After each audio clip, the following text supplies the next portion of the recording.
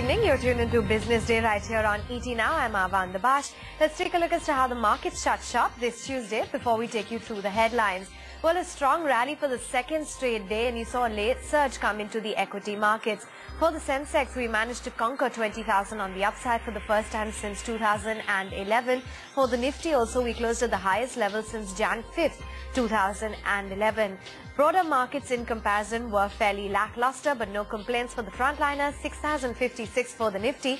For the Sensex, higher by a good 80 points, so we tempered off by the day's close to shut sharp at 19,986. Lots of big corporate stories coming your way after the top headlines. Sanjay Kapoor quits as Bharti Airtel CEO abruptly after a 15-year-long stint with India's #1 telco. Sunil Mittal bets on Unilever veteran Gopal Vittal, who will take over as the new CEO of Indian operations. Vodafone begins talks with the government to settle the multi-billion-dollar tax dispute. The British telco's top executives, including India Chairman Analjit Singh, will meet the top tax officials. Sources say the government is likely to waive off the penalty and interest in a bid to settle the case. More bad news for Deccan Chronicle promoters. A forensic audit by Canara Bank, the largest lender to Deccan, reveals siphoning of funds from the company. The bank now launches a probe to trace the money trail. Avantha top boss Gautam Thapar says restructuring of the group's operations will start reflecting on the financials from next year. In an exclusive chat with ET Now, Thapar blames the SPV structure for the underperformance of the group's flagship, Ballarpur Industries. The country's top bankers, including SBI Chairman Prateek Chaudhary and ICICI Bank's Chanda Kochar, meet RBI deputy governors ahead of the monetary policy review later this month. With growth taking a beating and inflation showing signs of easing, bankers are batting for an interest rate cut, coupled with a reduction in the cash reserve ratio.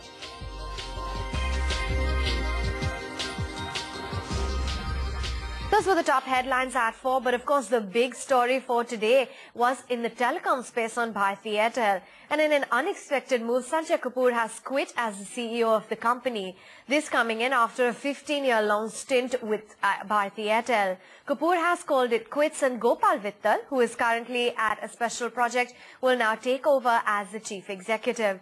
Sandeep Gurumurthy is here with the latest details, joining in from our Mumbai newsroom. Sandeep. Well, it doesn't really come as a huge surprise, but it's definitely an abrupt end to what's been a really long innings for Sanjay Kapoor with the Bharti Group. Over 15 years at Bharti Group and several years as the CEO. In fact, he's been around for over 6-7 years running the India operations of Bharti Group. But making way for Gopal Vittal, someone whom Sunil Mittal believes will lead the company from here on. He's relatively young and has an experience of having worked with several consumer-facing businesses. Remember, Gopal Vittal was with Unilever for several years, had a brief stint with Bharti, went back to HUL, and then recently joined them back to look at special projects. He's been groomed probably for this over the last 6 to 12 months. He was working closely with Singtel in Singapore, getting a sense of how that business is run. So one probably saw this coming, but it still is definitely an abrupt end to Sanjay Kapoor's innings. A few other changes as well.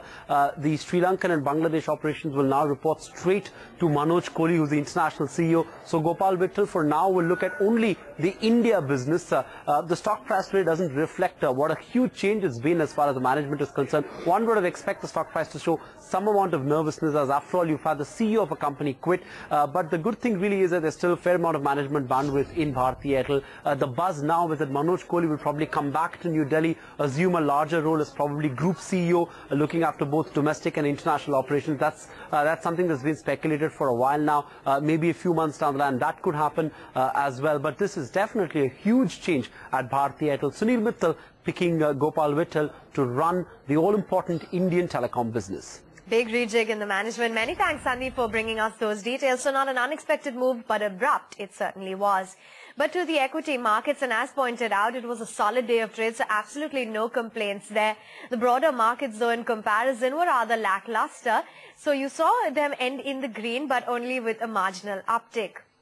In terms of your sectoral performance, well, take a look as to how the Bank Nifty performed, because that was a great support to the markets. It did rise quite significantly, cooled off from the high point of the day, but nonetheless high by close to 70 points. Real estate also did well for itself, as did the overall banking index. On the downside, it was metals and IT, which were a bit muted. But the big gainers in trade, of course, included Bharti Airtel, Ambuja Cement as a pack had a great run today, Axis Bank as well as BPCL. And speaking of Axis, it was, of course, the result effect which played out on the company. On all parameters, it was a thumbs up for an Axis Bank. The profits higher by 22%, as you can see on your screen, to come in at 1,347 crore rupees. Net interest income saw a solid up move, 2,494 crores. That's higher by 16.5%. Stable asset quality as well, and fairly unchanged on a quarterly basis. You had South Indian Bank also, which put out its numbers, and it was pretty much a similar picture. The markets were also fairly happy with that. It ended higher by 2.6%. The Q3 profits at 128 crores, that's higher by 25%, largely in line with what we were expecting. Net interest income came in higher by 30% to 355 crore rupees, and the gross NPA at 1.62% vis-a-vis 1.74 on a quarterly basis. NIIT Tech also put out its numbers, 56 crores in terms of the profits. That's higher by 30% on a year-on-year basis, with the sales coming in higher by 2.8% at 514 crores. Operating margin stood at 15.8%. Bajaj Finance came out with its numbers. The stock ended marginally in the green, 120 crore rupees, 160 crores in terms of the profit, pardon me. That's higher by 33%, and the total income also went up by 37%. The stocks in focus today were, of course, the entire telecom basket. You had them rallying very smartly, and not just a Bharti Airtel. Apart from that, no real reason, can't really put your finger on anything, but you had the likes of a Tata Tele, a Reliance Communications, and Idea Cellular, which showed you massive traction, not just on the price, but on the volume charts as well. In the aviation space, kudos to SpiceJet. Of course, lots of talks of a tie-up with perhaps Qatar Airways. And you have the passengers also, which have lapped up a lot of the discounted tickets of close to 160 crores, which is a 40% of its monthly revenue.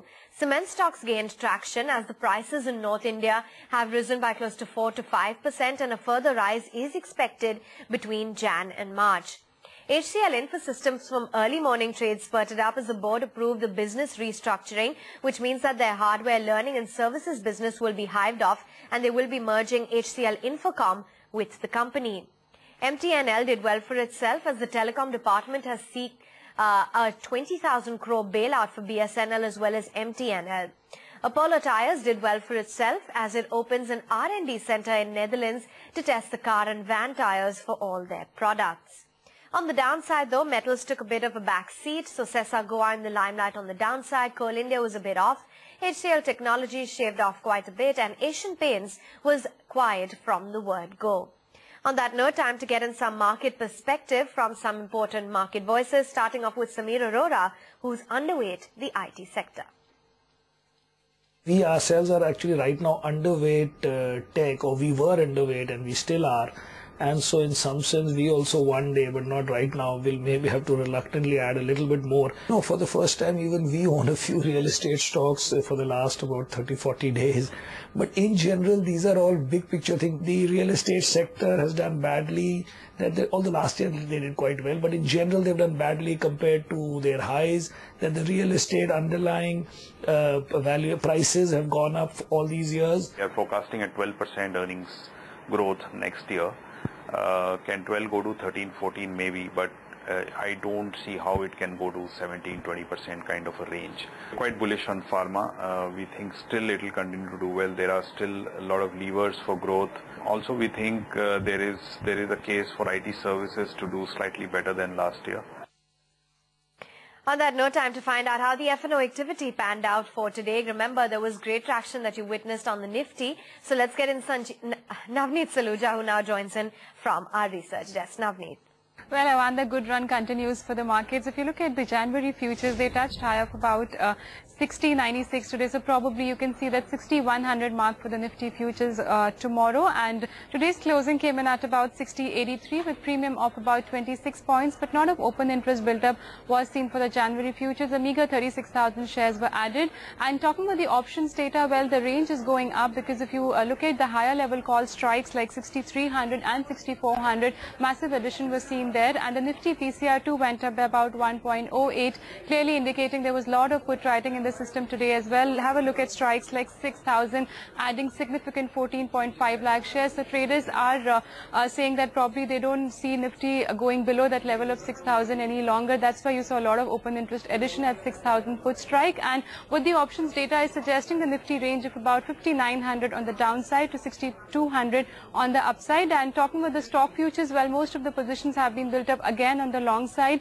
It was clearly the telecom pack which did well. So counters like Idea and Bharti witnessed long positions, also followed by cement pack because of the cement price high. Counters like Ambuja, ACC, Ultratech witnessed long positions in today's trading session. Apart from that, you had Axis Bank which came out with its numbers. Stock surged about 3% post its numbers. Long positions seen on the future side. DLF and ITC were two up in today's trading session, and some of the mid-cap counters which didn't do well in today's trading session were JP Power and United Spirits, which fell sharply. And on the long side from the mid-cap space, you had Financial Technologies and Hexaware which did well for themselves. And talking about the participation, the turnover was about 1.28 lakh crore on NSE by the end of the day. Okay, thanks very much, Navneet, for giving us all of those details. So a fairly strong day for the equity markets. But it was TCS too which was in focus today. It hit a 52-week high after a slew of analysts upgraded the stock. Sunita Nagpal joins in now from New Delhi to tell us why the brokerages are now turning optimistic on TCS. Sunita. Well, they're turning optimistic because the Q3 performance basically got a thumbs up from all the analysts. Remember, this was a quarter which was supposed to be a weak for IT sector, but despite that, they showed a strong set of numbers in this quarter and were able to improve the margins despite expectation of a 50 basis point decline in margins. So that's basically what led to the earnings upgrade by most of the brokerages for TCS. And if you look at the upgrades, CLSA has upgraded the stock to outperform from a sell rating, and this is the upgrade that's come after roughly about 15 months from CLSA, and they are now expecting the price target. They've also up from 1140 to roughly about 1485 for TCS. They expect further acceleration in revenues. They're saying there are signs of discretionary spend improving, so which means that the IT spend environment will be good, which not only augurs well for TCS but also for other IT Tier 1 companies, and they're also expecting there could be a possible re-rating for Tier 1 IT companies in India. Nomura maintains a neutral rating on TCS, but they say that they prefer TCS over Infosys, and they expect that the revenue visibility is much better in case of TCS than in Infosys. And they're saying that the continued market share could lead to further upgrades in TCS. If you look at HSBC, which also upgraded to overweight from a neutral rating, and the target price was increased to 1520 rupees from 1405. They are saying they expect a one-year stock return to be positive, driven by both upgrades as well as the earnings growth happening in FY14. So these are the expectations from TCS, and basically the analysts gave a thumbs up to the stock. Stock opened higher in today's trade, but by the end of the day it was not able to hold on to the gains, largely because there was also the expectations were running high from the stock, and the stock had already seen a run up on Friday, Monday, and today also we saw some gain in the morning, and so by the end of it almost closed very flattish in the trade. Thanks very much, Sunita, for giving us all of those details. So tempered off from the high point of the day, but clearly the analysts are in favor of that stock. Moving on then, and kicking off the negotiations between Vodafone and the Government of India to settle the tax dispute on the telecom operator's top brass is meeting the representatives of the Finance Ministry as we speak. So who all are part of this key truce and what is likely to be discussed? Suchetna Ray now joins in with the details. Suchetna. delegation will include Aniljeet Singh, who is the chairman in India. It will also include Andrew Halford, who is the CFO, as well as Matthew Kirk, who is the official for external relations. This delegation will meet the Revenue Secretary and the CBDT chairman, Poonam Kishore Saxena, today as they negotiate the various contours and the components that make up the over 20,000 crore tax liability that Vodafone has and which India claims Vodafone should pay as early as possible. Sources in the Finance Ministry tell us that, of course, there are three components to this 20,000 crore liability. First is the basic tax, which is around 8,000 crore rupees, which sources in Finance Ministry tell us Vodafone will have to pay. The other component is around 6,000 crore rupees, which is the interest. Vodafone wants that waived off completely, but sources in Finance Ministry tell us that a complete waiver is not possible at this point in time. A reduction perhaps could be worked out, and that is exactly what this meeting today will discuss. The other component, the crucial part here, is the penalty, which is another 8,000 crore rupees. Highly placed sources in Finance Ministry have told us time and again that this is an issue which can be looked at separately. So as of now, what the government of India wants is for Vodafone to pay 14,000 crore rupees in capital gains tax for the transaction that took place in May of 2007. But Vodafone has its stand clear. They do not want to pay the interest. They want the entire interest as well as penalty waived off. So this meeting obviously will be the first of many which will decide when Vodafone pays this capital gains tax and what will be the quantum. Okay, thanks very much, Suchetna. So we watch out for the outcome of that very crucial meet. More bad news for the promoters of Deccan Chronicle, which had defaulted on loan repayments and whose founders are subject of a criminal complaint for pledging shares that were already pledged. A forensic audit report by Canara Bank, which is the largest lender to Deccan Chronicle, reveals siphoning off of funds from the company. Let's get in Mrinalini Krishna, who now joins in with more exclusive details of what exactly that report holds. Mrinalini. Forensic audit has been conducted by Canara Bank. It was the bank was directed to conduct this audit by the Finance Ministry, and that report has been submitted to Finance Ministry. What we do understand from sources of at Finance Ministry is that report says funds have been siphoned off the company, and these funds have been transferred from the accounts of Deccan Chronicle to other bank accounts. In fact, Finance Ministry sources indicate that there will be a detailed investigation to track that trail of money very, very shortly. In fact, Finance Ministry is currently under the process of deciding the future course of action, and also the investigative agency that will take this forward. Remember, Deccan Chronicle owes about 5,000 crore rupees to banks, of which about 3,800 crore is actually to PSU bank. Lenders were in fact waiting for this forensic audit report to come out to sort of decide their future course of action as far as debt recovery is concerned. Remember, this is also not the only problem that the promoters of Deccan Chronicle will be facing. They're already facing alleged fraud charges for having allegedly pledged the same shares twice to raise money. So this report really revealing that there has been siphoning off of funds from Deccan Chronicle is definitely more bad news for promoters of Deccan Chronicles. It certainly is. Thanks very much, Mrinalini, for bringing us those details. But some information coming in on your screens. The Indian Bankers Association is saying that it has asked the Reserve Bank of India for a 50 basis points cut in the January rate policy. Remember, 29th of January is when the RBI will be declaring their policy. Already there are very strong hopes of a rate cut which are building in. In fact, most of the experts believe that on account of the inflation data having ebbed off to 7.18% just yesterday, that perhaps there is an expectations of the Reserve Bank of India going ahead and cutting the key interest rates by close to 50 basis points. Remember also the Reserve Bank of India in its previous policy on the 18th of December had indicated that there will be a cutting off of rates from the Jan to March policy. Some other important flashes coming in on your screen. They are saying that they have asked the Reserve Bank of India also for a cut in the CRR by 25 basis points, and the policy transmission will only happen if the RBI goes ahead and cuts rates. The sluggish deposit growth that most of the banks have been seeing is also a matter of concern, according to the Indian Banks Association CEO, and bankers are concerned with the slow credit growth. So all eyes on the Reserve Bank of India come the 29th of this month to see if it actually will bite the bullet and go ahead with a 50 basis points cut, as seems to have been baked in.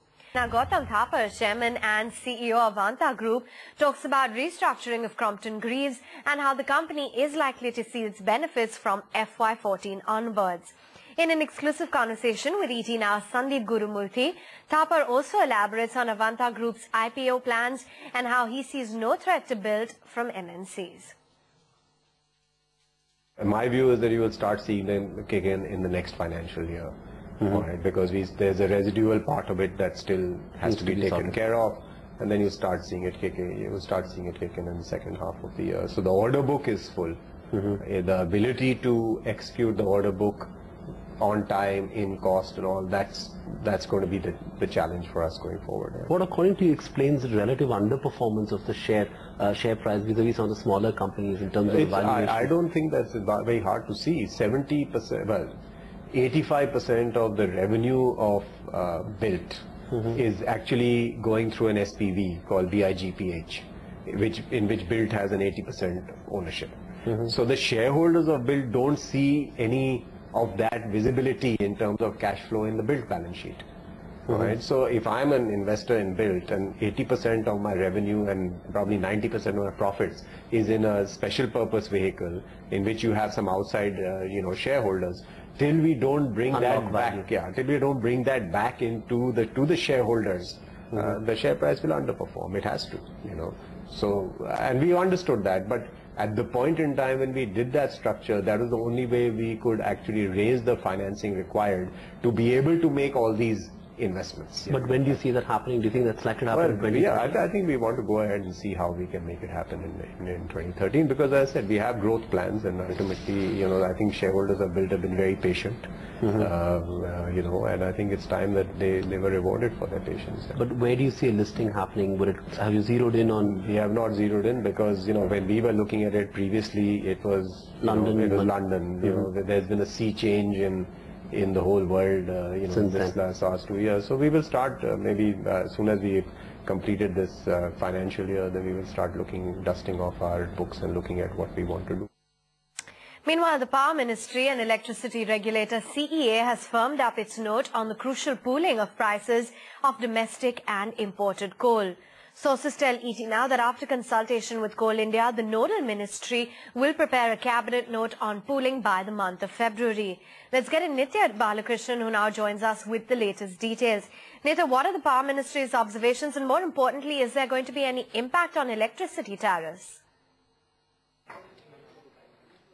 Well, Avan, as far as the fuel supply agreements between Coal India and the power sector is concerned, remember for the first year, CIL has indicated only 65% of domestic coal supply to the power companies, which is why before reaching the 80% trigger levels, they need to import up to 15% of coal. We're given to understand that the Power Ministry, in accordance with the CEA, has actually written to the Coal Ministry on their observations as far as pool pricing goes. They've indicated there will be a marginal rise in tariffs, something that is directly, affects consumers like you and me, but they're saying it will be marginal, somewhere in the range of 10 to 12 paise per unit. Also saying that only for projects up to 300 kilometers within the coastline should pooling actually be implemented. Technical feasibility should be studied on a case-to-case basis, whether or not the plant can actually handle the blending of coal. These are their observations. They're saying going ahead, by February, the Coal Ministry will also consult Coal India and actually firm up this note on pool pricing. But very clearly, given the fact that 80% fuel supply needs to be met, the power sector is certain that pooling is the way ahead, and along with Coal India will be firming up this to take to cabinet by the end of next month. Okay, Nitya, we leave it at that. Thanks very much for joining in with all of those details. But with that, we're completely timed out right here on Business Day. Thanks so much for watching. Keep it with ET Now.